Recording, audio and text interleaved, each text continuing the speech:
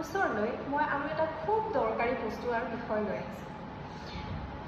আমি যে পাকঘৰত কাম কৰোঁ তেতিয়া পিঁয়াজ কাটোতে কেতিয়াবা মন কৰিছেনে বাৰু পিঁয়াজৰ ওপৰত কিছুমান ক'লা ক'লা গুৰি গুৰি পাউডাৰৰ নিচিনা বস্তু থাকে আৰু সেই বস্তুবিলাক হাতেৰে মোহাৰি দিলে বা পানীত ধুই দিলে গুচি যায়, নহয়নে বাৰু? কেতিয়াবা ভাবি চাইছেনে ক'লা বস্তুবিলাক কি? এই ক'লা বস্তুবিলাকক আমি ব্লেক ফাংগাছ বুলি কওঁ, মানে ভেঁকুৰ। আৰু এই যে ক'লা ক'লাবিলাক সেইবিলাক ভেঁকুৰৰ স্প'ৰ্ছ মানে স্প'ৰ্ছৰ জৰিয়তে ভেঁকুৰৰ বংশ বৃদ্ধি হয় বুলি ক'ব পাৰোঁ, ৰিপ্ৰডাকশ্যন। আৰু এই যে ভেঁকুৰবিলাক, এই ভেঁকুৰবিলাক কিছুমান ভেঁকুৰ ভাল থাকে, কিছুমান ভেঁকুৰ বেয়া থাকে। কিন্তু খোৱা বস্তুত যদি আমি ভেঁকুৰ খাওঁ, আমাৰ শৰীৰলৈ সঘনাই গৈ থাকে, তেতিয়াহ'লেও আমাৰ স্বাস্থ্যৰ ক্ষতি হ'ব পাৰে। এইখিনিতে মই আপোনালোকক এটা উদাহৰণ দিব খুজিছোঁ। এস্পাৰজিলাছ নিগাৰ বুলি এটা ফাংগাছ আছে বা এটা ভেঁকুৰ আছে। এই এস্পাৰজিলাছ নিগাৰ ইমান ভাল এটা ভেঁকুৰ, তাক আপুনি বেলেগ বেলেগ ধৰণৰ ইণ্ডাষ্ট্ৰীত বেলেগ বেলেগ এনজাইম বনাবলৈ বা বেলেগ বেলেগ ধৰণৰ বস্তু বনাবলৈ, চাইট্ৰিক এচিড বনাবলৈ আমি ব্যৱহাৰ কৰোঁ। কিন্তু সেই এস্পাৰজিলাছ নিগাৰটোৱে আমাৰ পিঁয়াজৰ ওপৰত যেতিয়া থাকে তেতিয়া সি স্প'ৰ প্ৰডিউচ কৰি সেই ক'লা ক'লা পাউডাৰৰ নিচিনা বস্তুবিলাক পিঁয়াজৰ ওপৰত জমা হৈ যায়। এতিয়া যেনেকৈ মই ক'লোঁ এস্পাৰজিলাছ নিগাৰটো ইণ্ডাষ্ট্ৰীত ভাল কামত ইউজ হয়, কিন্তু কিছুমান এস্পাৰজিলাছ নিগাৰ এনেকুৱা আছে যিয়ে মাইক্ৰ'টক্সিন প্ৰডিউচ কৰিব পাৰে।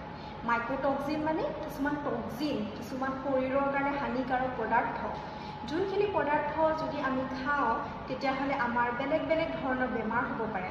আমাৰ হাৰ্টত বা আমাৰ লাংছত বা আমাৰ কিডনীত এফেক্ট হ'ব পাৰে, বা এলাৰ্জি হ'ব পাৰে, বা কাৰোবাৰ যদি ইমিউন ছিষ্টেম খুব উইক বা আস্থামা আছে বা বেলেগ ধৰণৰ বেমাৰ আছে, তেওঁলোকৰ শৰীৰত হাৰ্ম হ'ব পাৰে। চ' সেইকাৰণে আমি সদায় এই বিষয়ে সজাগ হ'ব লাগে। এতিয়া কথাটো হ'ল আমি গমটো পালোঁ যে ইয়াত কিবা এটা ক্ষতিকাৰক বস্তু আছে, কিন্তু এই ক্ষতিকাৰক বস্তুখিনি থাকিলে আমি পিঁয়াজটো খাব পাৰিম নে নোৱাৰিম?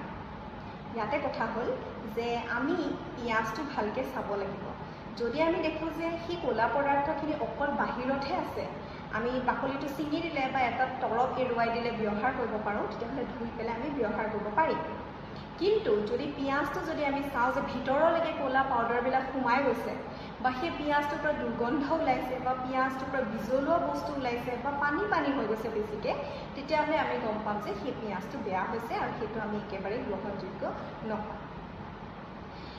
এতিয়া সঘনাই গৰমৰ দিনত এনেকুৱা হয়, খুব বেছি হিউমিড হ'লে বা যদি খুব গৰম পৰিছে বা যদি বহুত দিনৰ কাৰণে এনেকৈ পিঁয়াজবিলাক ক'ৰবাত জমা কৰি থোৱা হৈছে, তেতিয়াহ'লে তাত, কিয়নো এই কণ্ডিশ্যনবিলাক এটা ভেঁকুৰৰ কাৰণে খুবেই দৰকাৰী, চ' এনেকুৱা কণ্ডিশ্যনত পিঁয়াজৰ ওপৰত ভেঁকুৰ হয়। আৰু এস্পাৰজিলাছ নিগাৰ নামৰ ভেঁকুৰটোৱে যদি সেই ভেঁকুৰৰ স্প'ৰ্ছ বা সেই ভেঁকুৰৰ বিভিন্ন মাইক্ৰ'টক্সিন আমাৰ শৰীৰলৈ যায়, তেতিয়াহ'লে আমাৰ ক্ষতি হ'ব পাৰে। এতিয়া আমি সদায় দেখি থকা কিছুমান বস্তু, কিন্তু হয়তো আমি মন নকৰোঁ। আমি ভাবিব পাৰোঁ যে এইখিনি ধূলি, বা ভাবিব পাৰোঁ এইখিনি কিবা এটা বেলেগ বস্তু, কিন্তু এইখিনিয়ে যে আমাৰ শৰীৰত ইমান হাৰ্ম কৰিব পাৰে বা আমি সাৱধান হ'ব লাগে, সেই বস্তুটোৰ কাৰণে আমি সজাগ হ'ব পাৰোঁ যদিহে আমি এই খবৰবিলাক পাওঁ। সেইকাৰণে আজি মই আপোনালোকৰ ইয়াৰ লগত জড়িত কথা দুটামান ক'লোঁ। আশা কৰিছোঁ আপোনালোকে ভাল পাইছে, আৰু আগলৈও এনেকৈ সৰু সৰু কথাবিলাক জানি থাকিবৰ কাৰণে মোৰ চেনেলটো লাইক কৰিব আৰু ছাবস্ক্ৰাইব কৰিব।